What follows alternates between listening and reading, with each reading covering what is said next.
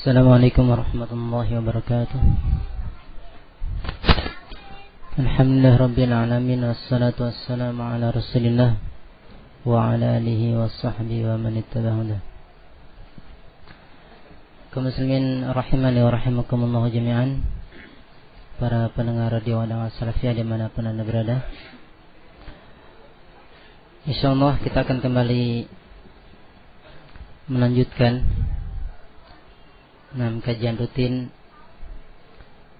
yang membahas tentang kitab Nawaqidul Islam, pembatal-pembatal keislaman, yang biasa diisi oleh Ustaz Abu Abdillah Sufyan. Dan bagi Anda yang tidak memiliki aktivitas, bisa atau kami himbau untuk menyimak acara ini, karena acara ini sangat penting untuk kita ikuti. Ataupun bagi Anda yang memiliki aktivitas namun masih bisa sambil menyimak, kami himbau pula untuk menyimak acara ini. Dan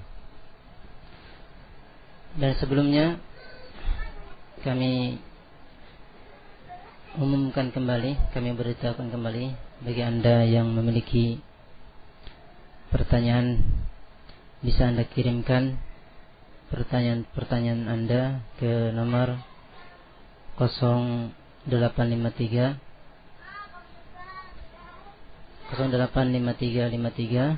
020304. Kami ulangi, ke nomor 0853 020304.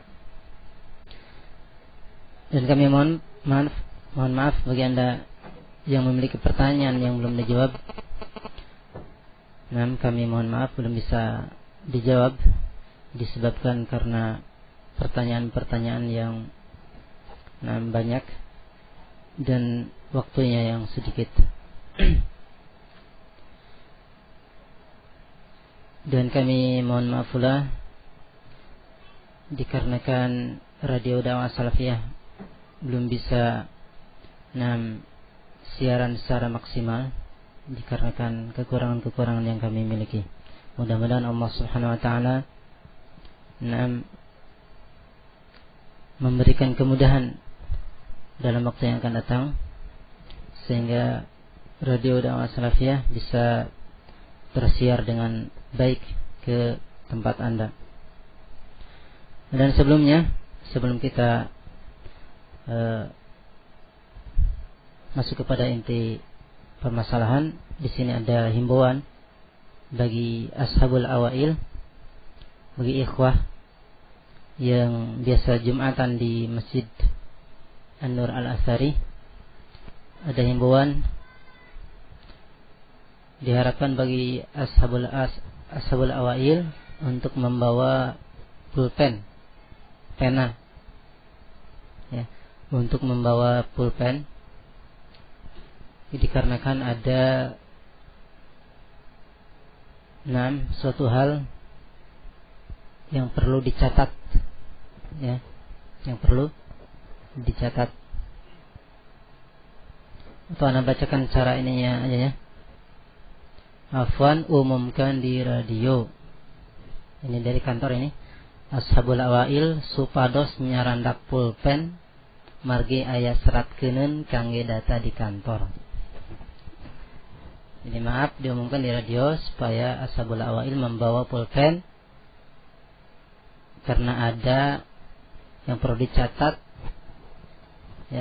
untuk data di kantor. Demikian himbauan dari kantor. Dan langsung saja kita serahkan kepada Ustaz untuk menyampaikan materinya.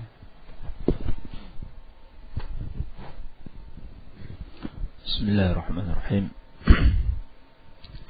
Innal hamdalillah nahmaduhu wa nasta'inuhu wa nastaghfiruh wa na'udzu billahi min shururi anfusina wa sayyiati a'malina.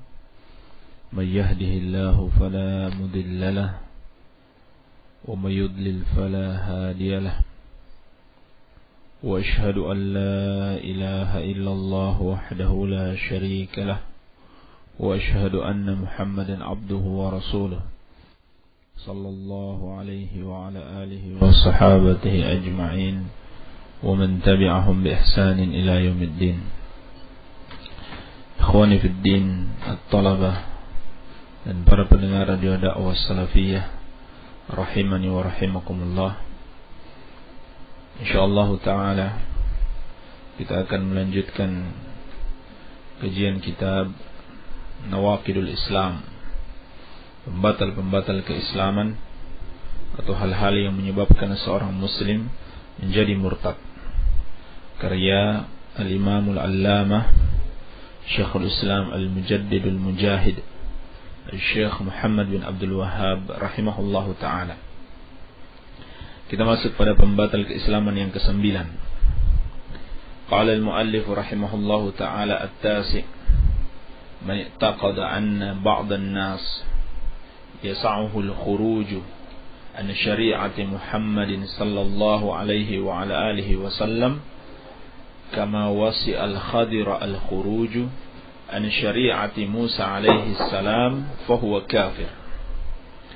Berkata al-muallif rahimahullahu ta'ala, pembatal keislaman yang ke-9, barang siapa yang meyakini bahwa sebagian manusia boleh keluar dari syariat Muhammad sallallahu alaihi wasallam sebagaimana Khidir keluar dari syariat Musa alaihi salam, maka dia kafir. Barang siapa yang meyakini ada sebagian orang boleh keluar, boleh tidak melaksanakan syariat Muhammad sallallahu alaihi wasallam sebagaimana Nabi Khidir alaihi salam tidak melaksanakan syariat Musa alaihi salam, maka dia kafir. Inilah pembatal keislaman yang ke-9, yaitu tentang orang-orang yang memiliki keyakinan bahwa sebagian orang apabila dia sudah mencapai tingkatan tertentu, maka dia tidak lagi wajib melaksanakan syariat yang dibawa oleh Nabi Muhammad sallallahu alaihi wasallam. Dia tidak wajib lagi salat, dia tidak wajib lagi puasa, dia tidak wajib lagi haji atau berbagai kewajiban lainnya. Bab ini sebenarnya adalah bantahan kepada orang-orang sufi, sebagaimana kata Syekh Shalih Al-Fauzan hafizahullahu ta'ala, yang dimaksudkan oleh Syekh Muhammad bin Sulaiman rahimahullahu ta'ala adalah bantahan kepada orang-orang sufi atau sebagian pengikut tasawuf, di mana mereka berkeyakinan bahwa seorang pengikut sufi apabila dia sudah mencapai maqam tertentu, tingkatan tertentu, maka dia sudah terlepas dari kewajiban atau beban-beban syariat, di mana mereka membagi agama ini kepada syariat dan hakikat, dan mereka menganggap kalau masih tingkatan syariat itu rendah, kalau sudah hakikat itulah yang dituju, sehingga tidak wajib lagi melaksanakan syariat. Atau mereka membagi agama ini menjadi 4, syariat, tariqat, hakikat, dan ma'rifat katanya. Setiap orang yang mengikuti jalan sufi harus melewati tingkatan-tingkatan tersebut. Syariat yang paling rendah, terus tariqat, terus hakikat, terus ma'rifat. Kalau sudah ma'rifat katanya, berarti sudah mencapai tingkatan tertinggi dan tidak wajib lagi melaksanakan sholat, tidak puasa, tidak zakat, dan seterusnya. Sampai ketika melakukan sesuatu yang haram sekalipun, maka mereka katakan itu tidak apa-apa bagi dia, dan katanya itu haram cuma menurut pandangan kalian, tapi dia sudah mencapai suatu tingkatan bahwasannya yang haram itu sudah tidak haram lagi atasnya. maka siapa yang berkeyakinan seperti ini, dia kafir. Dan seluruh ulama sepakat, orang yang memiliki keyakinan seperti ini kafir, keluar dari Islam, murtad. Apabila dia mati di atas keyakinan seperti ini, maka Allah Subhanahu wa ta'ala tidak akan pernah mengampuni dosa-dosanya, dan dia kekal di dalam neraka untuk selama-lamanya. Siapa yang meyakini ada sebagian orang boleh keluar, boleh tidak lagi menjalankan syariat Muhammad sallallahu alaihi wasallam, dia boleh tidak puasa, tidak zakat, karena sudah mencapai tingkatan tertentu, maka seluruh ulama sepakat dia kafir. Ulama seluruhnya sepakat dia kafir. Sebagaimana yang dinukil oleh Syekhul Islam Ibn Taimiyah rahimahullah dalam Majmu' al-Fatawa, sebagaimana dalam Majmu' al-Fatawa juz ke-10. Ulama seluruhnya sepakat, siapa yang memiliki keyakinan seperti ini, maka dia kafir. Ini bagi orang yang memiliki keyakinan seperti ini. Maka bagaimana lagi dengan pelakunya? Orang yang melakukannya tentu dia juga memiliki keyakinan yang sama. Kalau seorang memiliki keyakinan bahwa dirinya sudah tidak wajib lagi menjalankan syariat sebagaimana yang dituntun oleh Nabi Muhammad SAW, maka dia kafir. Atau orang lain, orang lain ini dia tidak meyakini kalau dirinya boleh meninggalkan syariat Nabi Muhammad SAW, boleh tidak sholat, boleh tidak puasa. Cuma dia yakini orang lain. Dia yakini ada orang, kalau dia sudah mencapai tingkatan tertentu karena ibadahnya, maka dia boleh keluar atau tidak wajib lagi atasnya apa-apa yang disyariatkan oleh Allah Subhanahu wa ta'ala Rasulnya, maka dia kafir, sama dengan pelakunya. Iya.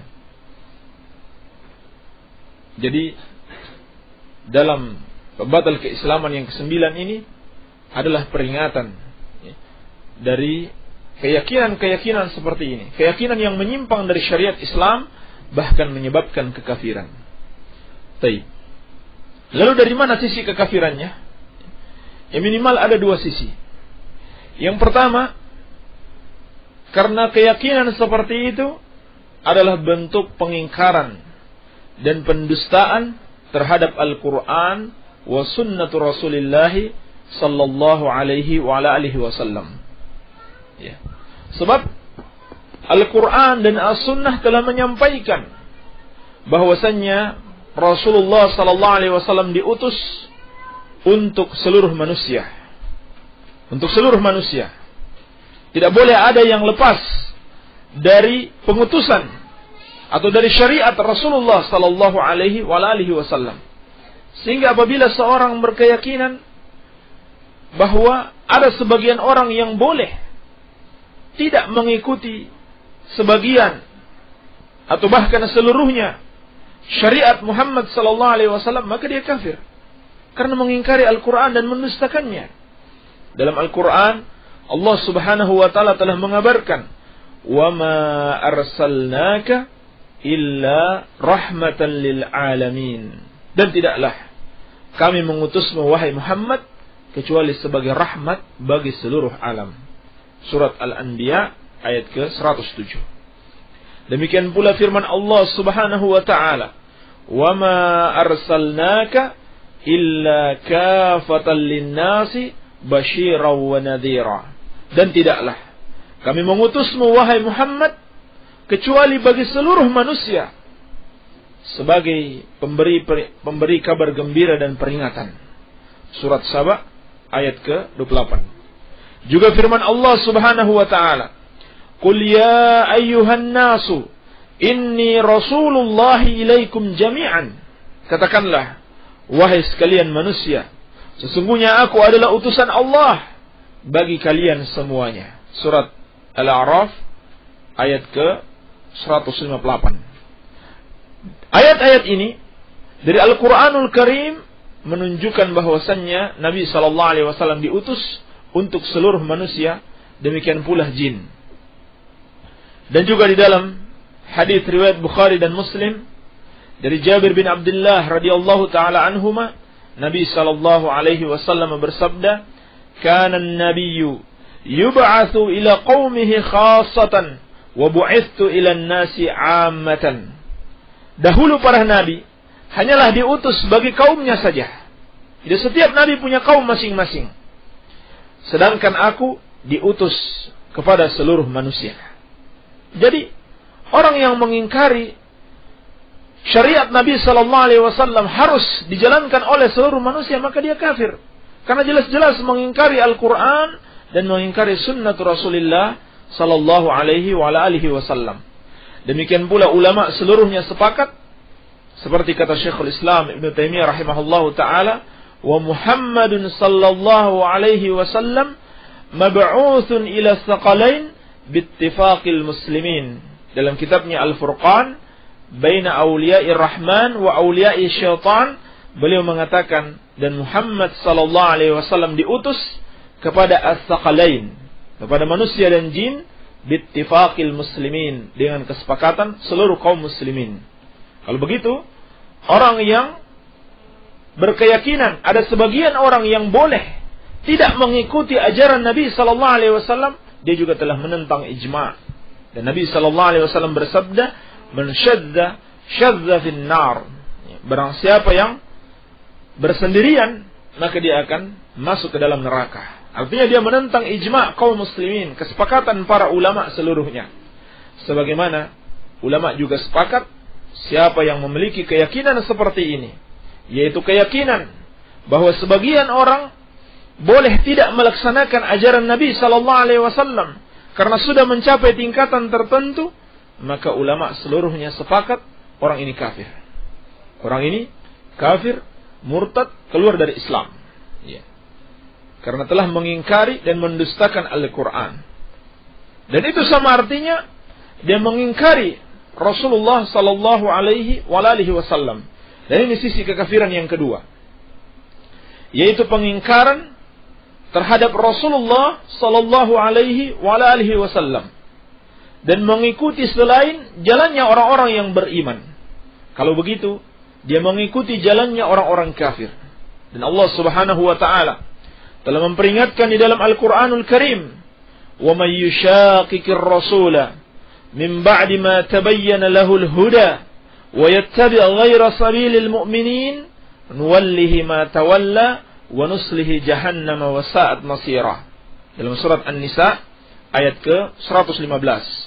Kata Allah Subhanahu wa taala, barang siapa yang menentang Rasul setelah jelas kebenaran itu baginya, setelah jelas hidayah, setelah jelas ajaran Rasul baginya, lalu dia mengikuti dia mengikuti selain jalannya orang-orang yang beriman, yaitu orang-orang yang membenarkan Rasul ini, maka kata Allah Subhanahu wa taala, nuwallihi ma tawalla, kami biarkan dia sesat, wa nuslihi jahannama wa sa'at masira, dan kami masukkan dia ke neraka Jahannam, dan itulah seburuk-buruknya tempat kembali. Dan di sisi yang kedua, dalil orang yang menentang Rasul berarti dia telah mengikuti jalannya orang-orang yang tidak beriman kepadanya, maka dia kafir kepada Allah Subhanahu wa taala. Berkata Imam Ibn Jarir At-Tabari rahimahullahu taala tentang ayat ini, yaqul wa yattabi' tariqan ghaira tariqi ahli tasdiq. Orang yang menentang Rasul berarti dia telah mengikuti satu jalan, bukan jalannya ahlu tasdiq, jalannya orang-orang yang membenarkan Rasul, yang beriman kepada Rasul. Wa yasluku minhajan ghaira minhajihim, dan dia telah mengikuti manhaj, bukan manhaj orang yang mengikuti Rasul. Wa dzalika huwal kufru billah, dan inilah kekufuran kepada Allah Subhanahu wa taala. Li'anna al-kufra billahi wa rasulih ghairu sabilil mu'minin wa ghairu minhajihim. Karena kekufuran kepada Allah dan Rasulnya bukanlah jalannya orang-orang yang beriman dan bukan pula manhaj mereka. Ini dalil bahwasannya siapa yang menentang Rasul berarti dia telah mengikuti jalannya orang-orang kafir, jalannya orang-orang yang tidak beriman kepada Rasul sallallahu alaihi wasallam, maka dia kafir. Ya. Oleh karena itu, hendaklah kita berhati-hati. Jangan sampai kita memiliki keyakinan bahwa kita boleh tidak melaksanakan suatu kewajiban, kita boleh meninggalkan suatu syariat yang dibawa oleh Rasulullah sallallahu alaihi wasallam. Iya. Maka jelaslah, siapa yang memiliki keyakinan, ada sebagian orang yang mereka yakini sebagai ahli-ahli ibadah, sebagai para wali, karena dia sudah mencapai tingkatan tinggi di dalam agama, maka dia lalu boleh tidak melaksanakan salat, tidak puasa, tidak zakat, ya. Dan juga dia boleh melaksanakan apa-apa yang diharamkan Allah. Kalau dia suka misalkan kepada seorang wanita, tidak perlu dengan pernikahan, langsung saja melakukan hubungan, maka anggapan seperti ini menyebabkan seorang itu kafir, murtad, keluar dari Islam. Apabila dia mati sebelum bertobat, maka Allah tidak akan mengampuni dosa-dosanya, dan Allah tempatkan dia di dalam neraka dan kekal di dalamnya selama-lamanya, wal-iyadzu billah.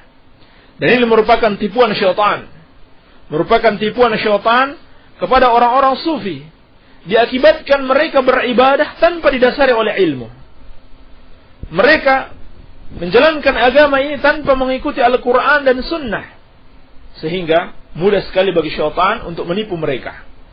Seakan-akan ini merupakan keyakinan yang baik, padahal sebaliknya ini adalah keyakinan yang merupakan kekufuran kepada Allah Subhanahu wa ta'ala. Sehingga dengan mudahnya syaitan menipu mereka dengan berdalilkan kisah Khidir alaihi salam, bahwasanya Khidir melakukan hal-hal yang tidak disetujui oleh Nabi Musa alaihissalam, seperti dalam kisah tentang Khidir alaihissalam. Walaupun sebenarnya akhirnya Nabi Musa pun menyetujui, karena alasan-alasan yang dikemukakan oleh Khidir alaihissalam, ya, seperti ketika beliau melubangi kapal dengan alasan apa? Supaya tidak dicuri, ya, oleh raja yang zalim. Kalau begitu tidak bertentangan dengan syariat, tidak bertentangan dengan syariat Islam, dan tidak bertentangan dengan syariat Musa alaihissalam. Berarti Nabi Khidir alaihissalam tidak keluar dari syariat Nabi Musa, ya. Hanya karena kebodohan mereka menganggap Nabi Khidir alaihissalam telah keluar dari syariat Musa alaihissalam. Bersamaan dengan itu, Nabi Khidir bukanlah termasuk umatnya Nabi Musa alaihissalam, ya, seperti hadis yang telah kita sebutkan, wa kana an-nabiyyu yub'atsu ila qaumihi khassatan wa bu'ithtu ila an-nasi 'ammatan. Kata Nabi sallallahu alaihi wasallam, para nabi terdahulu diutus khusus untuk kaumnya, sedangkan aku diutus untuk seluruh manusia. Oleh karena itu, ketika Nabi Khidir alaihissalam pertama bertemu Musa, maka beliau mengatakan, apakah engkau Musa Bani Israel? Jadi menunjukkan bahwasannya Nabi Khidir alaihissalam bukan termasuk Bani Israel. Ya, di dunia ini banyak suku bangsa, ya, di zaman itu, bukan hanya Bani Israel. Jadi Nabi Khidir alaihissalam bukan termasuk umat Nabi Musa alaihissalam, sehingga layak kalau dia tidak melaksanakan syariat seperti yang disyariatkan kepada Nabi Musa alaihissalam. Juga Nabi Khidir alaihissalam melaksanakan apa yang dia lakukan tersebut berdasarkan perintah Allah Subhanahu wa ta'ala, berdasarkan perintah Allah Subhanahu wa ta'ala, dari jalan wahyu. Dari jalan wahyu. Iya. Kalau sekarang, siapa yang mau memberikan wahyu? Iya. Dan wahyu telah terputus. Ulama seluruhnya sepakat, wahyu telah terputus dengan kematian Rasulullah sallallahu alaihi wasallam. Barang siapa yang mengklaim dia telah menerima wahyu setelah kematian Nabi sallallahu alaihi wasallam, maka dia kadzdzab, dajjal, pendusta. Iya. Siapa yang mengaku nabi setelah Nabi sallallahu alaihi wasallam diutus, maka dia pendusta, dajjal, ya, pendusta agama. Ya, dengan kesepakatan seluruh ulama. Maka apa yang dilakukan Nabi Khidir alaihissalam adalah wahyu dari Allah Subhanahu wa ta'ala. Kalau sekarang orang yang melakukan hal tersebut, yang keluar dari syariat Muhammad sallallahu alaihi wasallam, lalu dia mengaku-ngaku mendapatkan wahyu, maka yakinlah itu wahyu dari syaitan, bukan dari Allah Subhanahu wa taala. Ya, ini bantahan terhadap syubhat mereka yang mengatakan bahwasannya Nabi Khidir alaihissalam pun boleh keluar dari syariat Musa alaihissalam. Baik. Kemudian ada permasalahan lain yang dibicarakan para ulama dalam masalah Nabi Khidir alaihissalam. Apakah beliau seorang nabi atau wali? Yang benar dari pendapat para ulama, beliau adalah seorang nabi. Beliau adalah seorang nabi. Sebab beliau mendapatkan wahyu dari Allah Subhanahu wa taala. Beliau mendapatkan wahyu dari Allah Subhanahu wa taala. Dan wahyu yang beliau terima tentang perkara gaib, yaitu sesuatu yang akan terjadi di masa depan. Ya. Seperti beliau membunuh anak kecil karena wahyu yang Allah berikan kepadanya bahwa anak ini kalau besar itu akan menjadi fitnah bagi kedua orang tuanya, menjadi ujian yang berat bagi kedua orang tuanya. Ini sesuatu yang gaib yang akan terjadi di masa depan. Dan Allah Subhanahu wa taala berfirman, "Alimul ghaibi fala yuzhiru 'ala ghaibihi ahada illa man irtada mir rasulin." Allah dialah yang mengetahui yang gaib, dan dia tidak menampakkan yang gaib ini pada seorang pun kecuali yang diridhoi dari kalangan para rasul. Dalam surat Al-Jin ayat ke-26. Ya. Juga kata Khidir alaihissalam, "Wa ma fa'altuhu an amri." Aku tidak melakukannya. Dikatakan kepada Nabi Musa alaihissalam, aku tidak melakukannya karena keputusanku, tetapi itu dari Allah Subhanahu wa taala. Menunjukkan bahwasanya beliau menerima wahyu dari Allah Subhanahu wa taala. Dan yang menerima wahyu hanyalah para rasul yang Allah Subhanahu wa taala ridhoi, terlebih tentang perkara-perkara yang gaib yang akan terjadi di masa depan. Iya. Jadi yang benar, beliau adalah seorang nabi dari nabi-nabi Allah Subhanahu wa taala. Dan juga yang benar bahwasannya Nabi Khidir alaihissalam telah meninggal dunia. Ya, sebagaimana telah pernah kita bahas dalil-dalil bahwasannya Nabi Khidir alaihissalam telah meninggal dunia.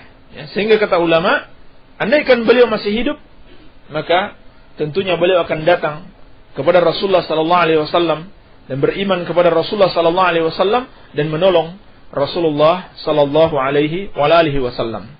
Iya. Ini tentang Nabi Khidir alaihi salam. Iya. Kesimpulannya, berdalil bahwasannya Nabi Khidir alaihi salam boleh keluar dari syariat Musa alaihi salam adalah pendalilan yang salah, termasuk ketipuan syaitan kepada manusia. Sehingga apabila seorang meyakini ada seorang manusia boleh tidak mengamalkan, boleh keluar dari syariat Nabi sallallahu alaihi wasallam, seperti tidak wajib lagi salat, tidak wajib lagi puasa, tidak wajib lagi zakat, ya. Atau puasanya cukup di hatinya, salatnya cukup di hatinya, zakatnya cukup di hatinya, tidak diamalkan sebagaimana yang dituntun oleh Rasulullah sallallahu alaihi wasallam, maka dia kafir dengan kesepakatan seluruh ulama berdasarkan dalil-dalil dari Al-Quran dan Sunnah sebagaimana yang telah kita jelaskan. Barangkali ini yang bisa kita sampaikan, semoga ada manfaatnya. Wabillahi taufiq, walhamdulillahi rabbil alamin. Demikian tadi apa yang telah beliau sampaikan. Nah, insyaallah sebentar lagi kajian kitab ini akan sedikit aja sudah. Satu pembatal lagi. Nah. Dan kita akan masuki sesi tanya jawab. Sebelumnya kami ingatkan kembali, nah, bagi Anda yang memiliki pertanyaan, bisa Anda kirimkan pertanyaan tersebut ke nomor 085353 0203 04. Nah, 0853 5302 0304. Dan langsung saja kita serahkan kepada beliau jawaban-jawaban yang akan beliau sampaikan. Bismillah, alhamdulillah, salatu wassalamu ala rasulillah. Ya Ustaz, begitu banyak yang ana minta kepada Allah dengan berdoa. Dan alhamdulillah, begitu banyak pula doa yang terkabulkan. Apakah ini nikmat ataukah ujian? Bagaimana seharusnya yang dilakukan? Musibah ataupun nikmat, dua-duanya adalah ujian bagi manusia. Ujian, apakah dia bersyukur dengan nikmat Allah Subhanahu wa taala dan bersabar dengan musibah yang Allah timpakan kepadanya. Seperti dalam Al-Qur'an, "Wa nabluukum bisyarri wal khairi fitnatan wa ilayna turja'un." Dalam surat Al-Anbiya, kata Allah Subhanahu wa taala, "Dan kami menguji kalian dengan keburukan dan kebaikan." Yakni dengan musibah dan dengan nikmat. Ya, sebagai ujian bagi kalian. Dan hanya kepada kamilah kalian akan dikembalikan. Bagaimana cara menyikapinya? Dengan bersyukur.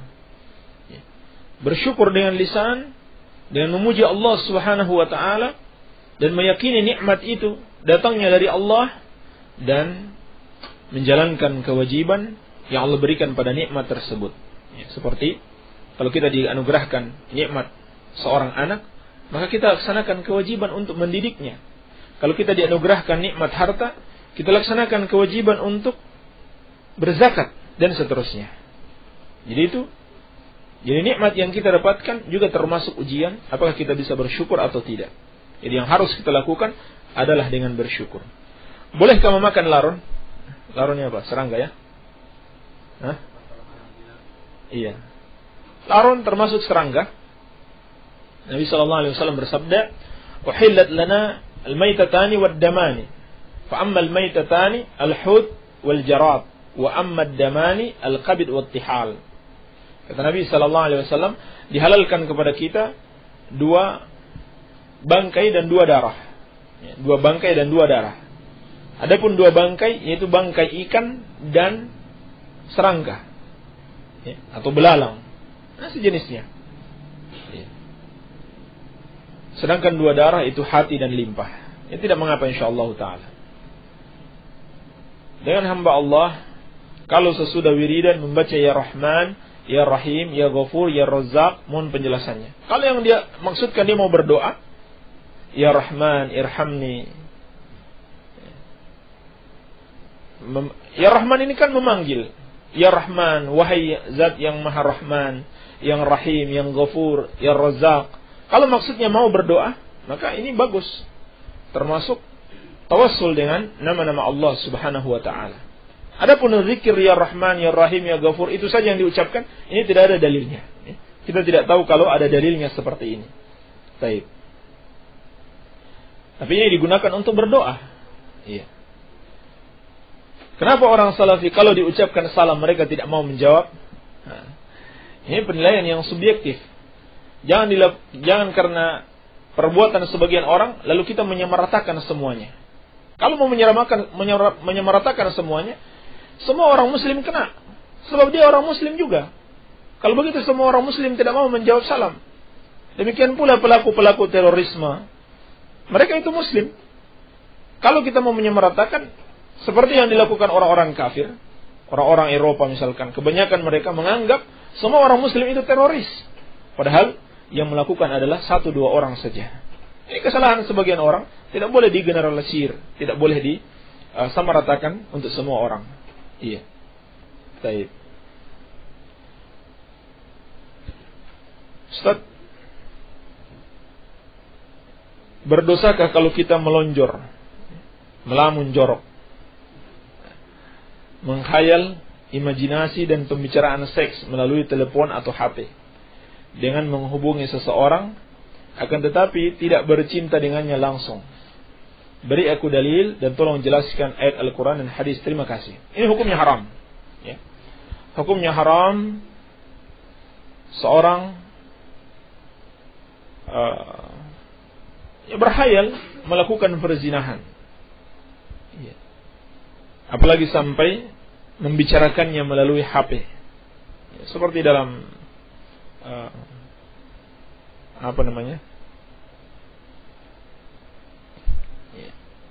Ini perzinahan, ya. Seperti dalam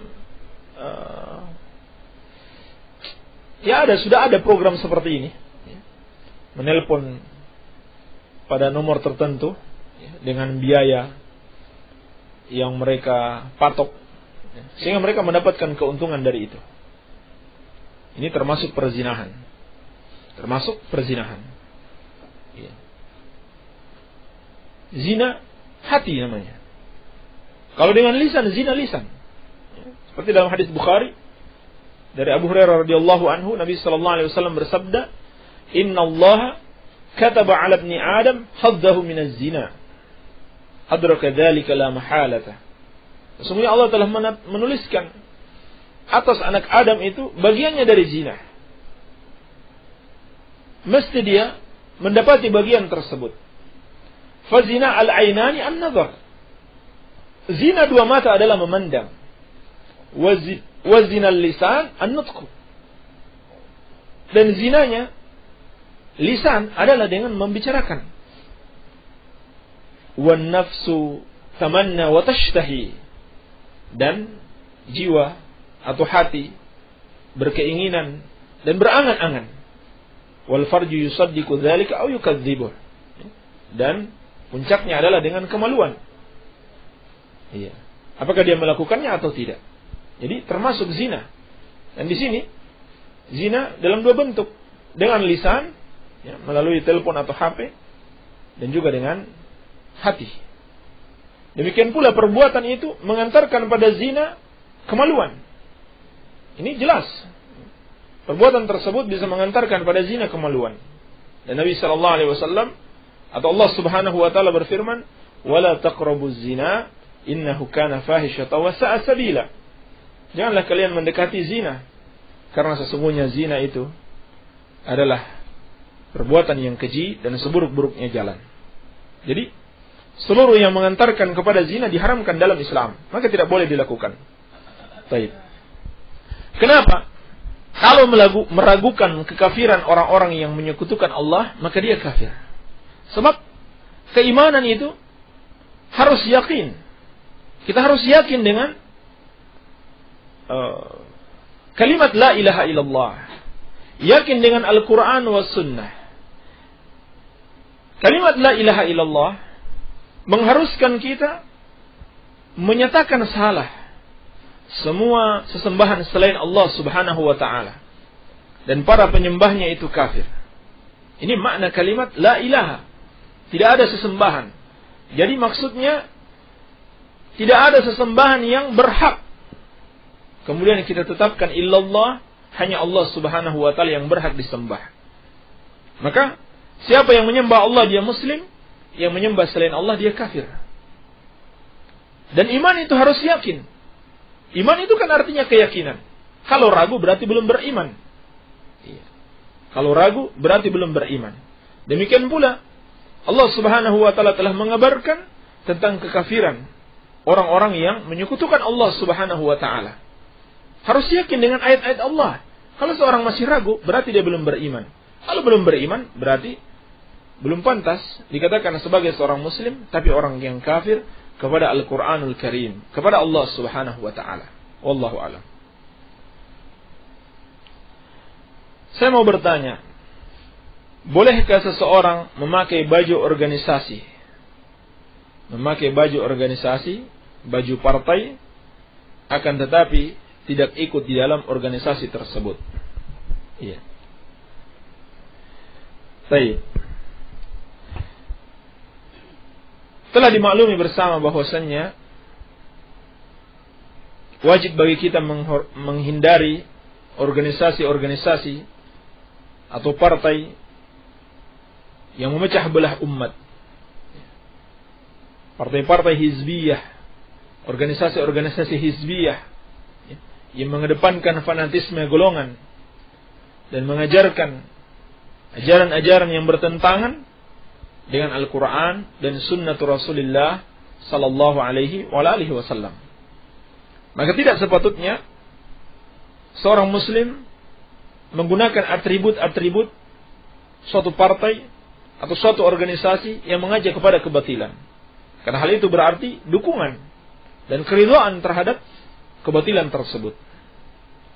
Kalau perempuan yang menggunakannya, maka ulama telah melarang hal tersebut, sebab tujuan menggunakan jilbab, tujuan menggunakan busana muslimah untuk agar supaya wanita ini lebih jauh, ya, atau lebih tidak menarik dari pandangan laki-laki. Kalau dia sengaja menggunakan atribut partai atau suatu perhiasan tertentu, berarti dia menarik pandangan, maka bertentangan dengan tujuan jilbab. Iya, wallahu a'lam. Ustaz, saya mau tanya, nama saya kan Asrari. Apa artinya? Asrar barangkali jamaknya sir, ya, rahasia-rahasia. Ini kalau Asrari, rahasia-rahasiaku. Apa benar apabila terjadi dalam perceraian dalam rumah tangga, mas kawin yang telah diterima harus dikembalikan lagi? Kalau perceraian itu atas permintaan istri, maka istri harus mengembalikan mas kawinnya. Kalau perceraian itu atas permintaan istri, istilahnya khulu. Tapi kalau diceraikan oleh suami tanpa permintaan istri, maka tidak mengembalikannya, tidak harus mengembalikan maharnya, mas kawinnya atau maharnya. Baik. Hanya yang diharuskan kalau atas permintaan istri. Itu pun kalau suami merelakan tanpa harus dia kembalikan, maka tidak apa-apa. Baik. Apakah boleh berpoligami dikarenakan istri yang sering sakit-sakitan, sedangkan rumah pun masih ngontrak? Berpoligami minimal dengan 2 syarat. Minimal dengan 2 syarat. Yang pertama, seorang mampu menafkahi istrinya, lebih dari semua istrinya. Dia harus mampu menafkahi semua istrinya, dan berlaku adil di dalam menafkahi. Ini yang pertama. Yang kedua, dia juga mampu menafkahi istrinya secara batin. Dia mampu menafkahi istrinya secara batin. Misalkan dalam pembagian malam, dia mampu berlaku adil. Di sana 2 hari, di sini 2 hari, dan seterusnya. Baik. Kalau tidak mampu, belum mampu seperti ini, maka bersabar. Baik. Adapun masalah rumah masih ngontrak, tidak ada masalah.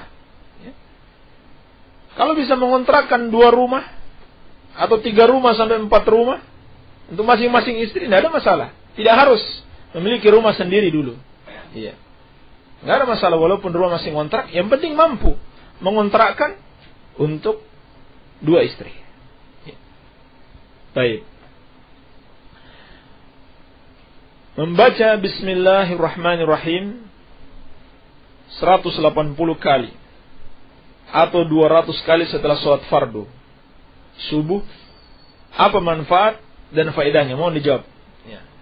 Tidak ada manfaat dan faedahnya, sebab hal itu termasuk kebid'ahan, tidak ada petunjuknya dari Rasulullah sallallahu alaihi wasallam. Kebid'ahan dari sisi yang pertama, tidak ada dalil Nabi sallallahu alaihi wasallam melafazkan Bismillahirrahmanirrahim setelah salat fardu. Setelah salat fardu, baik subuh maupun yang lainnya. Dan juga menetapkan jumlah sendiri. Menetapkan jumlah 180 kali atau 200 kali, itu tidak ada dalilnya. Hanya Allah dan Rasulnya yang berhak menetapkan suatu jumlah tertentu di dalam berzikir. Adapun kita berzikir sebanyak-banyaknya semampu kita, kalau zikir itu tidak ditetapkan jumlahnya. Kalau sudah ditetapkan jumlahnya, seperti subhanallah 33 kali, alhamdulillah, Allahu akbar setelah habis salat, maka tidak boleh kita tambah. Tapi kalau tidak ditetapkan jumlahnya, zikir yang umum, kita zikir sebanyak-banyaknya semampunya tanpa menetapkan jumlah tertentu. Sebab kalau kita menetapkan jumlah tertentu, berarti kita membuat syariat di dalam agama, maka termasuk kebid'ahan. Pak Ustadz, saya Bambang dari Cipari. Untuk bisa bahagia kita harus gimana Pak Ustadz? Dengan iman dan amal saleh. Yang dimaksud dengan amal saleh adalah amalan yang dilakukan ikhlas dan mengikuti petunjuk Rasulullah sallallahu alaihi wasallam. Dan untuk meraih semua itu harus dimulai dengan ilmu. menuntut ilmu agama. Iya. Untuk bisa beriman dengan benar dan beramal soleh dengan benar harus menuntut ilmu agama. Iya. Dan Allah Subhanahu wa taala telah menjanjikan siapa yang beriman dan beramal soleh akan diberikan kehidupan yang bahagia, kehidupan yang baik, bukan saja di dunia, tapi yang lebih terpenting di akhirat kelak. Allah berfirman, "Man 'amila salihan min dzakarin aw untha wa huwa mu'minun falanuhyiyannahu hayatan thayyibah wa lanajziyannahum ajrahum bi ahsani ma kanu ya'malun." Barang siapa yang beramal saleh, baik laki-laki maupun perempuan, dan dia selalu beriman kepada Allah, falanuhyiyannahu hayatan thayyibah, maka kami akan hidupkan dia dengan kehidupan yang baik, kehidupan yang bahagia. Walanajziyannahum ajrahum bi ahsani ma kanu ya'malun, dan kami akan balas di akhirat kelak amalan yang dia lakukan dengan yang lebih baik dari apa yang dia amalkan tersebut. Baik. Mertua saya sakit. Suami saya ke seorang kiai untuk minta obat. Obatnya berupa air. Itu diperbolehkan enggak, Pak? Dan bagaimana kalau mengantarkan, boleh enggak? Mohon penjelasan. Baik. Ya, ulama berbeda pendapat tentang masalah meruqyah di air. Ya. Namun tidak mengapa insyaallah taala kalau yang dibaca itu adalah ayat-ayat Al-Qur'anul Karim dan doa-doa yang diajarkan oleh Rasulullah sallallahu alaihi wasallam. Ini dia yang masalahnya. Kalau kita yakin kiai tersebut benar-benar membaca ayat-ayat Al-Qur'anul Karim saja atau doa-doa yang diajarkan Rasulullah sallallahu alaihi wasallam, maka tidak mengapa insyaallah taala. Ya. Pada rakaat kedua teringat kalau pakaiannya terkena najis. Apakah salatnya sah dan diteruskan hingga salam? Bagaimana dengan wudunya? Apa harus diulang? Harus dibuka pakaiannya. Kalau masih ada pakaian dalam sehingga aurat masih tertutup, maka salatnya diteruskan. Ini yang dijelaskan oleh Syekh Al-Utsaimin rahimahullahu taala. Kalau seorang sadar kemudian tahu di pakaiannya ada najis, buka pakaiannya.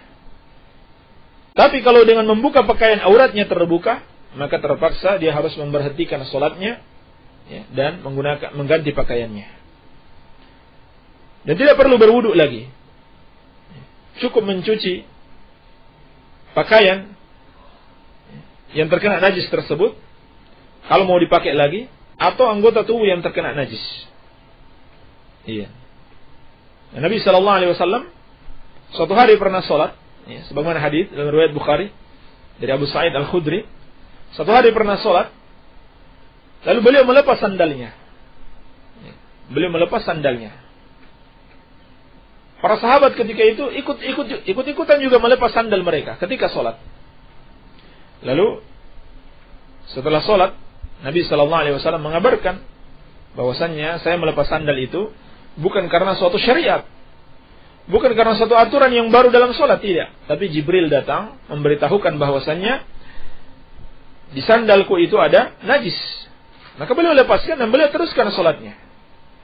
Jadi sama dengan kasus ini, kalau pakaiannya ada najis dibuka, dilepaskan. Kalau auratnya masih tertutup, diteruskan salatnya. Tapi kalau tidak, maka terpaksa harus memberhentikan salatnya dan menutup aurat kembali. Baik. Saya mengurus anak bibi. Karena bibi saya sudah meninggal, tapi kadang-kadang saya membentak dan menyentil anak ini. Karena dia nakal sekali. Tapi saya bukan menyiksa, hanya ingin mendidik. Apakah saya berdosa? Karena anak ini sudah ditinggal ibunya. Membentak si anak ini dalam keadaan yang sangat terpaksa. Membentak anak, memukul anak dalam keadaan yang sangat terpaksa. Dan dengan perkiraan bentakan itu bisa bermanfaat baginya. Artinya bisa membuat dia takut. Kalau dibentak justru malah dia semakin menjadi-jadi, jangan dibentak. Tapi cari jalan yang lain. Cari jalan yang lain. Baik. Ustaz, anak punya bibi menikah dengan orang Kristen. Dan bibi anak masuk Kristen. Setiap menjelang hari raya Idul Fitri, bibi suka ngirim baju koko dan sarung. Halalkah baju dan sarung itu dipakai? Tidak apa-apa insyaallah ta'ala, baju dan sarung itu halal. zatnya halal. Adapun si bibi ini harus kita berusaha menasihati dia, harus berusaha menasihati dia untuk kembali kepada Islam. Baik.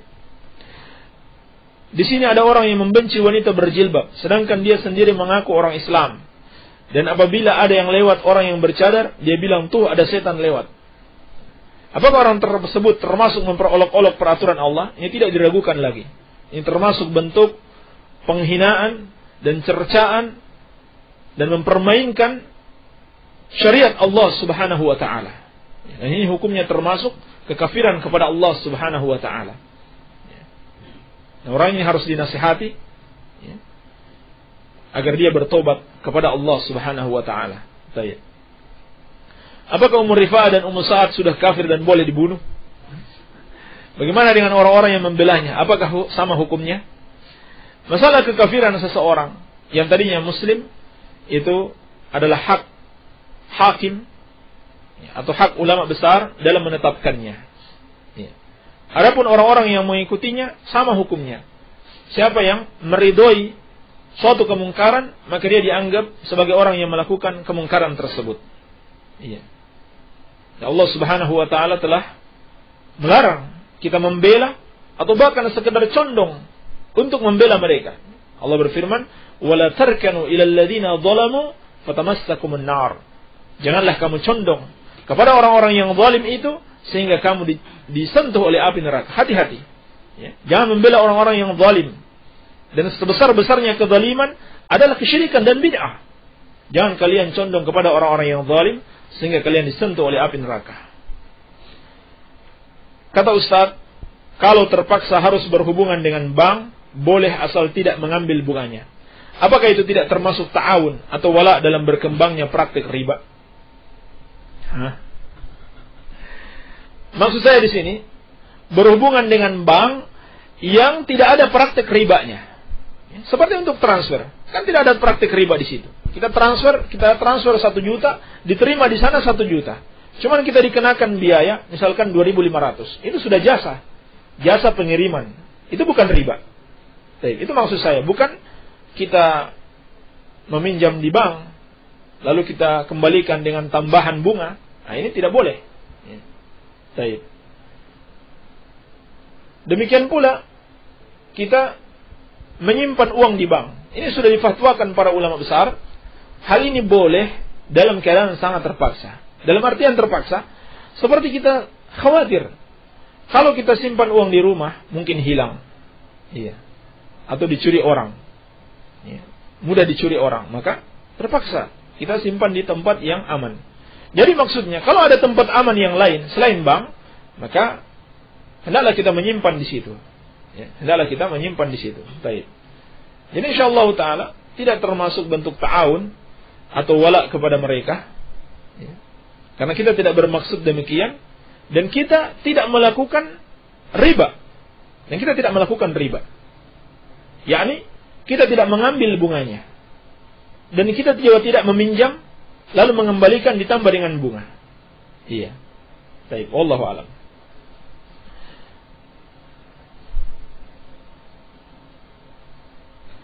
Saya melihat orang yang sedang sholat, tapi ketika takbiratul ihram, tangannya tetap di bawah, tidak di dada. Apakah ada dalilnya? Tidak ada dalilnya. Dan memang ada pendapat ulama demikian. Tapi yang sahih, pendapat yang benar, diletakkan di dada. Atau di bawah dada. Ini yang sahih, ini yang benar. Walaupun ini termasuk sunnah, tidak wajib. Sehingga andaikan seorang sholat, tidak meletakkan tangannya di dada, dibiarkan begitu saja, sholatnya sah. Salatnya sah. Nah, ini pendapat Hanafiyah. Pendapat Hanafiyah, namun ini pendapat yang lemah. Baik.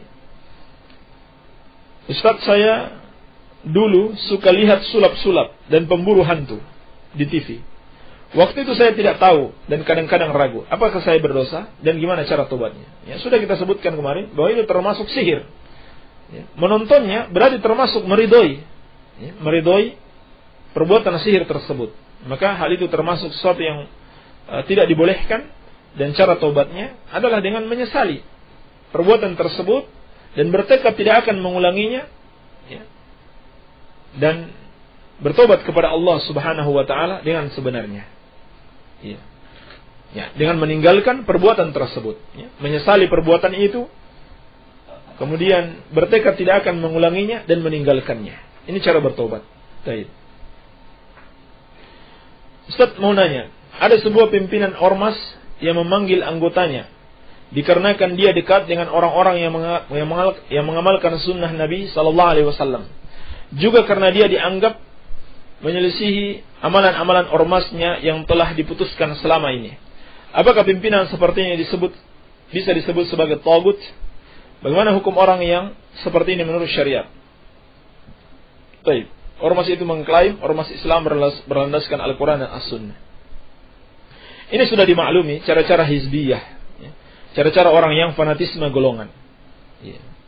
Kalau ada anggota mereka yang mulai mengikuti ajaran yang sesungguhnya, yang sesuai petunjuk Rasulullah sallallahu alaihi wasallam, maka mereka berusaha untuk menggombosi orang tersebut, ya, dan mengadili dia atau menghukum dia, baik hukuman dalam bentuk secara resmi ataupun tidak resmi, ya, seperti mereka memboikotnya, ya, tidak mengajaknya berbicara dan seterusnya.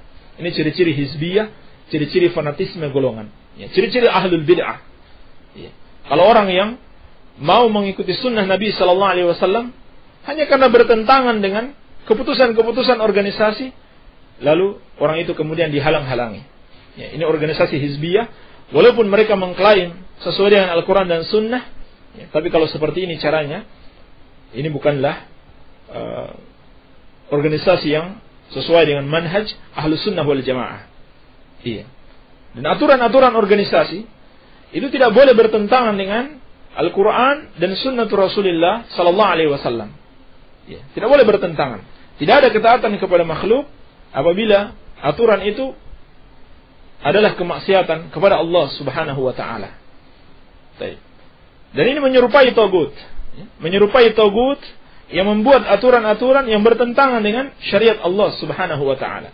Hanya saja kita tidak katakan dia tagut, sebab lafaz tagut adalah pengkafiran.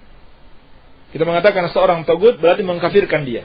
Hanya saja kita katakan menyerupai tagut, yaitu dengan melakukan atau mensyariatkan atau membuat aturan-aturan yang bertentangan dengan syariat Allah Subhanahu wa taala.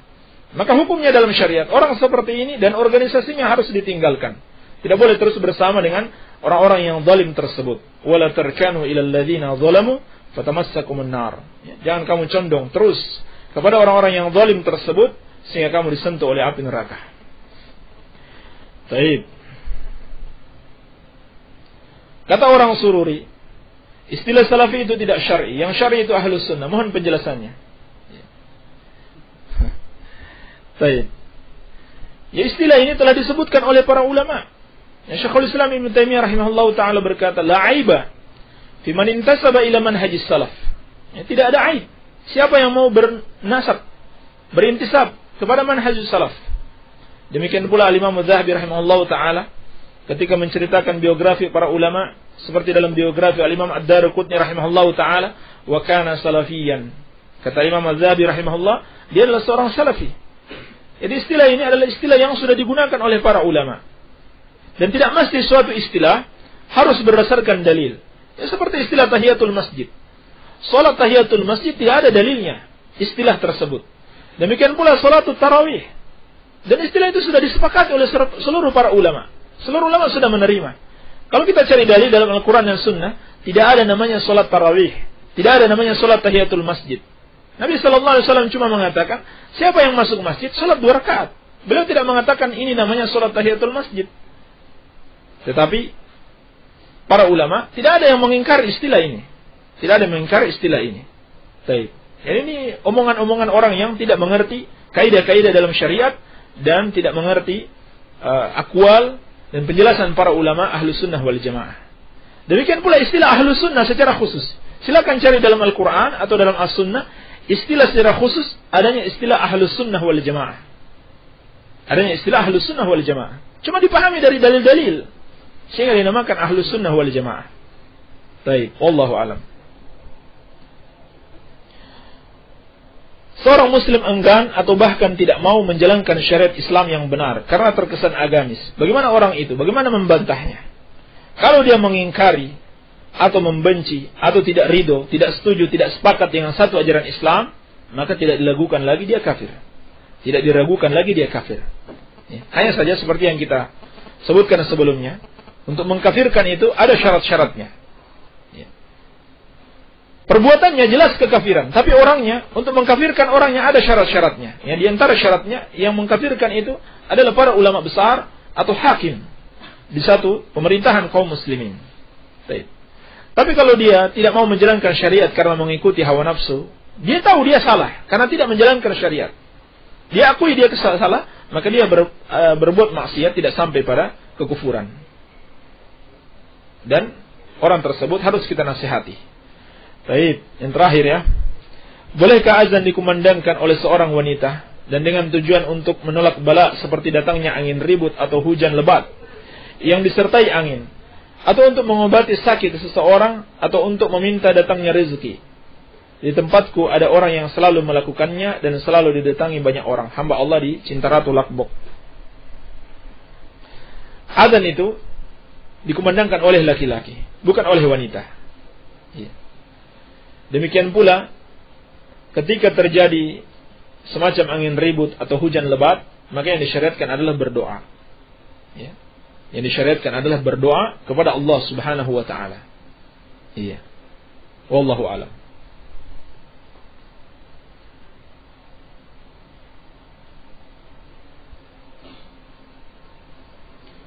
Baik. Ustaz, mohon dijawab pagi ini ya. Ada tamu di pondok. Besok belum tentu masih dengan RDS. Bagaimana hukum menyembelih dan hasil sembelihan itu untuk acara ke-40 wafatnya seseorang?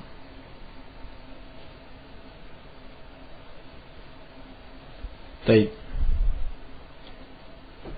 Bagaimana hukum menyembelih dan hasil sembelihan untuk acara ke-40 wafatnya seseorang? Artinya dia menyembelih dengan nama Allah, cuma sembelihan itu untuk suatu acara kebid'ahan. Untuk suatu acara kebid'ahan. Seorang yang menyembelih untuk acara kebid'ahan, berarti dia tolong menolong untuk melakukan kebid'ahan tersebut. Maka tidak dibolehkan. Kalau yang ditanyakan hukum menyembelihnya berdosa dari sisi ta'awun dengan perbuatan kebid'ahan. Tapi tidak sampai pada kesyirikan. Kecuali kalau dia tidak menyebut nama Allah, menyebut nama selain Allah, atau dia niatkan sembelihan tersebut sebagai persembahan kepada selain Allah Subhanahu wa taala. Maka ini kesyirikan. Tapi kalau dia menyebut nama Allah dan tidak meniatkan untuk selain Allah, niatnya untuk suatu acara kebid'ahan, maka ini termasuk perbuatan dosa dan ta'awun di dalam kebatilan. Baik. Wallahu a'lam.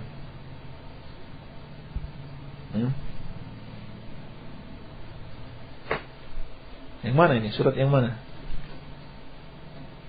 Saba 28.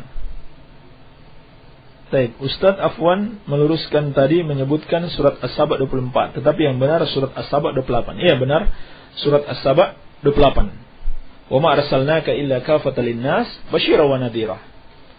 Saba, bukan As-Saba ya, Saba. Ini saya meluruskan lagi. Bukan As-Saba, tapi Saba. Surat Saba 28. Bagaimana hukum salat memakai kaos bergambar binatang? Pertama, dari sisi itu gambar bernyawa diharamkan dalam syariat. Yang kedua, dari sisi mengganggu kekhusyukan salat. Mengganggu kekhusyukan salat. Seperti dalam hadis yang sahih, Nabi SAW pernah salat dengan menggunakan baju yang dihadiahkan oleh sahabat. Walaupun itu bukan gambar bernyawa, tapi setelah salat Nabi SAW melepas baju tersebut dan memerintahkan untuk dikasih ganti hadiah baju yang lain. Karena corak-corak baju itu telah mengganggu kekhusyukan beliau. Apalagi kalau gambar binatang. Ini jelas-jelas bisa mengganggu kekhusyukan sholat. Kalau gambarnya di belakang, mengganggu orang lain. Ya. Mengganggu kekhusyukan sholat orang lain. Bagaimana hukumnya menempelkan kaligrafi, doa-doa di rumah atau di kamar? Ya, minimalnya hal ini tidak ada contohnya dari Rasulullah SAW, tidak pula dari para sahabat. Tidak pula dari para sahabat Rasulullah SAW. Ini yang pertama. Yang kedua, hal itu bisa memalingkan seseorang dari syariat yang benar dalam masalah ini. Doa-doa itu dibaca. Ayat-ayat Al-Quran dibaca, bukan ditempelkan. Barangkali bisa saja seorang kalau dia sudah menempelkan, dia merasa cukup dengan itu sehingga tidak melakukan yang disyariatkan. Ini seperti yang dijelaskan Al-Lajnah Daimah. Demikian pula kalau kaligrafinya itu berupa tulisan Allah dan Muhammad, maka seperti kata Syekh Al-Utsaimin rahimahullahu taala, itu sama seperti menjadikan Allah Subhanahu wa taala tandingan. Tandingannya adalah Nabi Muhammad sallallahu alaihi wasallam. Sama seperti orang yang mengucapkan Masya Allah wa syi'tah. Lalu kata Nabi sallallahu alaihi wasallam, aja'altani lillahi niddan. Orang yang mengucapkan sesuai dengan kehendak Allah dan kehendakmu. Lalu kata Nabi sallallahu alaihi wasallam, aja'altani lillahi niddan. Apakah kamu mau menjadikan aku tandingan bagi Allah? Maka sama kata Syekh Utsaimin rahimahullahu taala, seorang memajang kaligrafi tulisan Allah dan Muhammad seperti orang yang mengucapkan Masya Allah wa syi'tah. Ya, ini sudah kita bahas panjang lebar dalam kitab Tauhid, bab yang tersendiri yaitu tentang ucapan Masya Allah wa syi'tah, termasuk asyirkul asgar. Kalau tidak diyakini dalam hati. Tapi kalau seorang meyakini dalam hati kedudukan Allah dan Muhammad sama, maka tidak diragukan lagi ini termasuk bentuk kesyirikan kepada Allah Subhanahu wa taala. Ini yang bisa saya sampaikan. Semoga ada manfaatnya. Lebih dan kurangnya mohon maaf. Yang benar dari Allah Subhanahu wa taala dan yang salah dari kebodohan kami dan dari syaitan. Subhanaka Allahumma wa bihamdika asyhadu an la ilaha illa anta astaghfiruka wa atubu ilaik. Walhamdulillahirabbil alamin. Alhamdulillah telah kita dengarkan bersama jawaban-jawaban yang beliau sampaikan. Mudah-mudahan bisa melapangkan atau memuaskan Anda semua yang bertanya. Dan tentunya masih banyak hal-hal yang belum kita ketahui mengenai agama kita ini, sehingga perlunya kita banyak untuk bertanya. Dan bagi Anda yang belum dijawab pertanyaan-pertanyaannya, kami mohon maaf karena kekurangan-kekurangan yang kita miliki. Di antaranya keterbatasan waktu dan kemampuan. Dan tentunya mungkin bagi Anda yang sudah memberikan pertanyaan, mengirimkan pertanyaan namun belum dijawab, mungkin ada hal-hal yang menghalangi, misalkan dikarenakan gangguan jaringan atau sebagainya. Kami mohon maaf. Atau dikarenakan pertanyaan tersebut sudah dijawab namun Anda terlalaikan dikarenakan tidak mendengarkan acara ini. Sehingga kami himbau bagi Anda untuk senantiasa menyimak acara ini, sehingga apabila acara-acara atau pertanyaan yang Anda sampaikan tidak terlewatkan. Sebelum kami tutup, sekali lagi diumumkan bagi Ashabul Awail, apabila hendak Jumatan untuk membawa pulpen, pena, dikarenakan ada sesuatu yang perlu ditulis untuk data di kantor. Sekali lagi, untuk para Ashabul Awail, para ikhwah yang sudah berkeluarga, yang biasa Jumatan di pondok untuk membawa pulpen atau pena, dikarenakan ada suatu hal yang perlu ditulis untuk data di kantor. Itu informasinya.